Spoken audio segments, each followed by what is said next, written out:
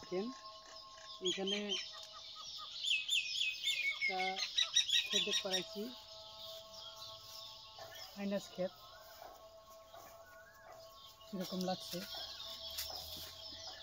কি ভ্যারাইটি এটা জানি না, কিন্তু দেখেন অবস্থা ক্ষেতটার দিকে কিন্তু খুবই সুন্দর লাগলো। এই একটা গাছ দেখালাম, এই একটা গাছ দেখেন খুবটি একদমই এক সমানভাবে ফল লাগছে, একদম মাটির থেকে একদম উপর পর্যন্ত দেখেন। এই যে মাটি মালচিং দিয়ে লাগানো হয়েছে, এদিকে মাল আছে।